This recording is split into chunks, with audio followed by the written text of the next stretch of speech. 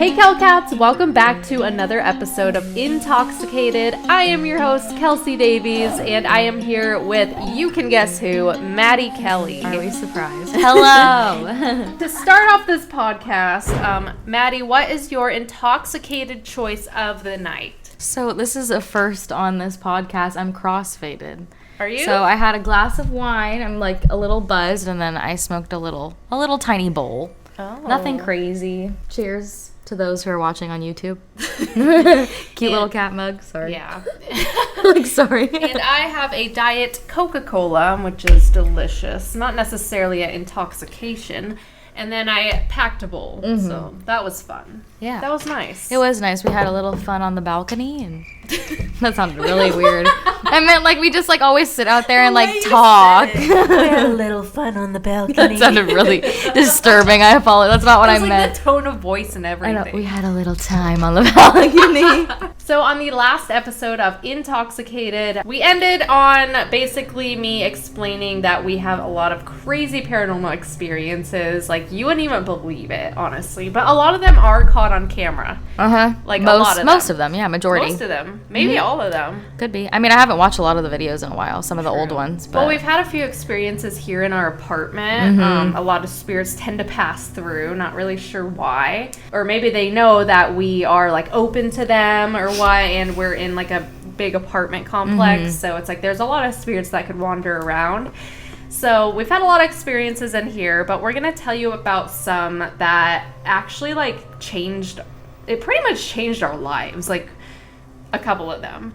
Like, actually, like, honestly, like, some places I'm scared to go back to. Yeah. So it's gnarly. It's gnarly. So we're just going to get started. We're going to get right into it. Let's start off from the mission. Mission. It's probably the first ghost thing we ever really did. Yeah, but this was our second time back. So this was like, I think this was like a year ago, maybe a little less than a year ago. But Mady and I, we went back to the mission in San Juan Capistrano. This is like a really haunted mission with a lot of ghost stories. There was a huge earthquake back in like 18 something. I don't know. There was a huge earthquake and it destroyed an entire church with people in it. And like, I think like 42 people passed away in the earthquake. It was just very tragic. Wait, now I remember what you're talking about. We went to the mission. Yeah, the mission. That was like the scariest time we've been there. Yeah. We went in this room and it was really weird. So we were walking, like this was featured on Chill's. I don't know if you guys seen Chill's YouTube channel, but he posts like really the top scary videos he finds basically. So he posted it. He accidentally said we were in Mexico though, which we weren't. He was like, the girls were like in San Juan, Mexico. No, San Juan Capistrano. Yeah, this is California. So he got confused there.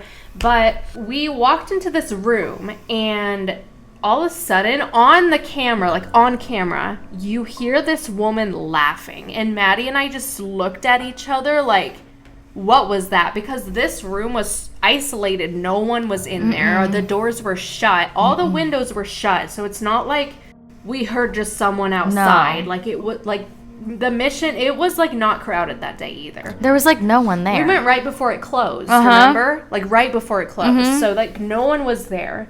And we heard this laugh. It was like, like, clear as day.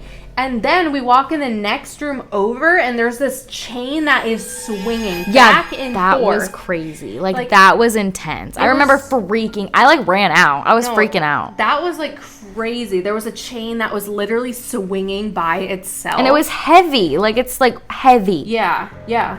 So that was like a crazy experience we had at the mission. That video is on my YouTube channel. If you guys aren't watching this on YouTube, it is KELSI DAVIES. And then Mady's channel is MADYKELLY. Make sure you guys subscribe to us, by the way. Just going off topic here. Just making sure you guys could like see this stuff. But we did that, and then there was another time we went to the Queen Mary. Oh God, the Queen Mary and I have a little love-hate relationship. Right. So we went, this was like one of the last times we went there, I think. Yeah, it's the last time I've ever been there. Because we were like, we had to leave the ship because we were so mortified. Yeah, we were staying the night there, and we literally had to go drive to, like, In-N-Out. We went to In-N-Out. Because I could not handle it, and you were freaking out. It was scary. If you guys don't know what the Queen Mary is, it is a really haunted old ship that was used in World War II as, like, a hospital boat, and so just a lot of people passed away on that boat. Has so much history on it. My grandpa actually sailed on it to America when he was 8, which is like really cool to me. So I've always loved this ship. Like, I've always been so intrigued by it. But we went, and we'd gone before. Like, we knew what we were getting into. We knew about the ship. We knew. So we went into this area. I think it was on the M floor. Remember? Yeah, it was really secluded and, like, creepy. Right. That's all I remember. It was like this dark, none of the lights were on. So it was this super dark area. And we go there and we do a spirit box session. And if you guys don't know what a spirit box is, basically it goes through different radio frequencies, like very quick. So spirits can use the frequencies to make out words to you.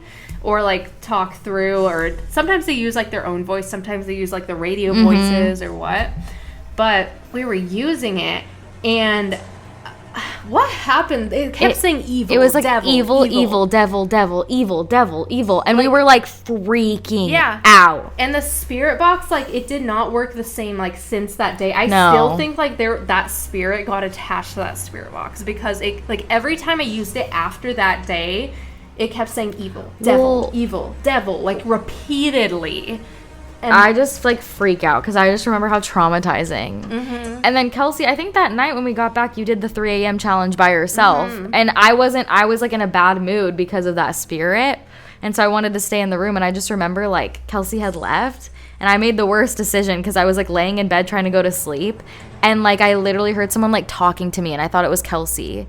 Like, in the bed, and I called her, and I was freaking out. Like, I almost started crying. I walked in the room, and you were, like, freaking out. Like, I literally thought she was there the whole time, like, talking to me. And, like, she wasn't. She was out doing the freaking challenge. I was by myself in this room. So, that was really creepy. And then we had, like, another one. I'm not going to, like, go into all of them, because we have, like, there's so much. So many. But we went to the El Adobe restaurant in San Juan Capistrano by the Mission, okay? I think this was, like, a whole other day, though. Like, we went a whole other day. It definitely was. It was, like, probably before this most recent time we went to the Mission. It was, like, way before. Like, probably, like, 3 years ago. Yeah. It was a long time ago. So, we went with your brother, too. He was there. And we made, so Ouija boards, you can make your own Ouija boards. You can make, like, we called ours a spirit board. We were too scared to call it a Ouija board. Like, we didn't want to associate it at that time. Right. So we were, like, scared. Well, we thought, like, people say, oh, I'm using a Ouija board. Like, they get all mad. Yeah. Like, no, you can't do that. But then, like, we said spirit board, and they were fine with it. Yeah, it's the same thing. So we made our own spirit board, Ouija board, whatever. And we used it to talk to Richard Nixon because he haunts the El Adobe. It was his favorite restaurant. He goes there often. You know, he probably doesn't stay there, but he goes there very, very often to that restaurant. Like, they have his pictures all up in there. They have his old seat where he would sit. Like, they have all of it there. And a lot of the employees have, like, quit their jobs because of all the paranormal activity that goes on in this place. The basement used to be a jail cell for people on death row, too.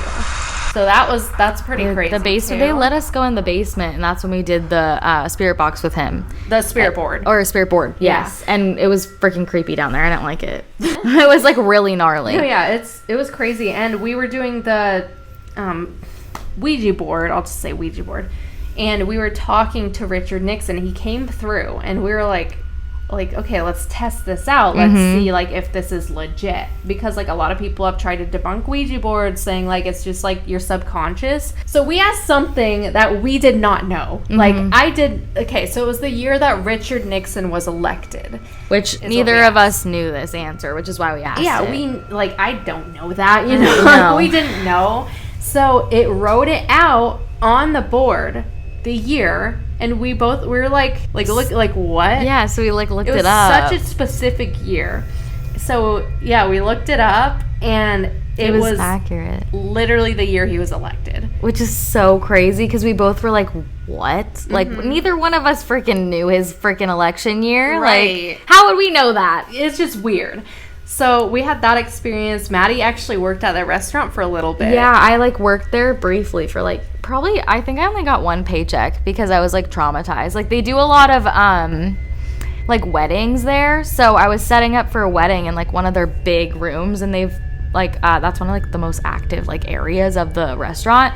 And I was like doing the silverware, like setting it up, and like the doors were slamming and stuff like that. And then like I don't know, things would go missing. It was just really eerie, and like I just didn't like it, so I just quit after like 2 weeks because it was so scary. Well, that's common there. Yeah, that's a lot of people quit because of how haunted it is. They just can't handle it. Yeah, like I walked in, I was talking to the lady at the front desk about I was just asking her like if I could come in one day and film or something like that. And all of a sudden, like, you know, the Portola room, there's like these huge, big wooden doors. That's where I was setting up. That's the same room. Yeah, giant wooden doors that, like, it would not move with, like, air conditioning. No. Like, these are heavy doors. All of a sudden, the door just creaks open, like, slowly. And I looked at it, and I looked at the lady, and she was, like, freaking out. Yeah, she was like, what was that? Because she had a lot of experiences there too. Yeah, I remember when I was making friends with people too, I would ask them because we had done that video, and they all had so many stories because they had all been there for a couple of years, and it was like gnarly. Yeah, it was like the manager, and he was telling us all these things like he's experienced. Like it was just crazy. So that's like another experience we had. So, and going to these haunted locations throughout the years has actually helped us develop abilities that we didn't even know we had. So it goes into like our family's history and stuff. We're going to get into all that briefly here, but we just really wanted to talk about this tonight because like this has been running our lives like for the past few months. Yeah. It literally has taken over our lives. We've both been going through this spiritual awakening and all this stuff. Like, it's nuts. And we've learned about our family's history and that abilities run in both of our families. Which is kind of crazy. And we both just recently found this stuff out. Exactly. So Mady and I both, like, we do have this ability where we can feel energy. This is a more common ability. Tito, my cat's just like jumping up on us. Hi, baby. Hi. It's caused a lot of anxiety throughout our lives, but we didn't really know what it was. I've had it my whole life. Like, I can feel, like, and Maddie's energy. I can feel my cat's energies. Like, people around me, I can feel it. And so when we're, like, in public, it's very overwhelming. It really is. Very overwhelming. And, like, Mady and I didn't know this about each other until, like, quite recent, actually, because we never really talked about it. No, it was, like, kind of one of those things that we both, like, knew, but we didn't really, like, tell people. Really talk about it. And I feel like, I guess with, like, the ghost stuff, like, I always knew that we had the ability to, like, feel negative energy or, like, positive energy. Like, we were able to determine what kind of spirits were with us. Right. But I never realized until, like, later on how much anxiety, like, where my anxiety was coming from. Right. Because it would come out of nowhere sometimes, and it was always in social situations. And now, like, as we've talked about it, we've realized, like, oh my God, I think that literally is being an empath. Being an empath. Like, that's what's going on, is, like, you're overwhelmed because there's so many energies. And if there's one energy that throws you off, like, you freak out. Right. No, yeah, it's, like, crazy. And then I've had abilities my whole life, like, so that one's kind of newer that we kind of, like, discovered about ourselves. We always thought it was, like, something else. Yeah. But it's not. It's literally being an empath. So I've had, like, psychic abilities throughout my life, and I've dreamt of things before they happened. And, like, when I tell people that, they think, like, oh, deja vu. Yeah. But it's not the same thing at all. It's not deja vu. Like, I always thought it was. I was like, oh, it's deja vu, because everyone would tell me it is. But I realized, like, what I have isn't normal. Like, no. So I would have a dream, right? And I would wake up and I would, like, tell my mom or tell Drew or tell Mady about my dream.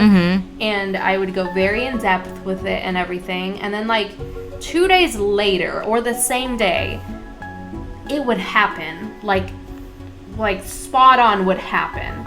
And that is not deja vu. That is, like, predicting the future. And I've had that my entire life, but never really told people because I thought it was just deja vu. Yeah. Like, I would be like experiencing it and I'd be like, oh, is this deja vu? Like I'm having deja vu. No, these are abilities and they actually run in my family, which is like crazy. So my family is of Native American descent, and that side of the family has psychic abilities, or had them. They're passed away now. But my grandpa's grandmother had, like, she could read tea leaves and, like, read people's futures. And, like, I believe it was her. She would go into casinos and, like, always win things. Because she'd always, like, know. That's crazy. Yeah. That'd be so nice to have that. Like how much money you could win. Yeah, you, like, win the lottery. Really? Like, I knew, right? Like, I would. Like, Kelsi, come on. Help us. I'm working on it, okay? But, so I'd have, like, so she did that, and then my grandpa's mom and his brother, my grandma, okay, so my grandpa's wife, my grandma, literally swears by this, and she's not super into the paranormal, and, like, she's not, like, you wouldn't think she's into it at all. Like, I never talked to her about it. But she swears by this, and she was like, yeah, my grandpa's mom and brother, they were on each side of this table, and they used their energy and made it run across the room, like literally like fly across the room. And my mom's cousin was there too and saw it as well, and she swears by it. That's like, insane. Which is crazy, and like that's like telekinesis, like.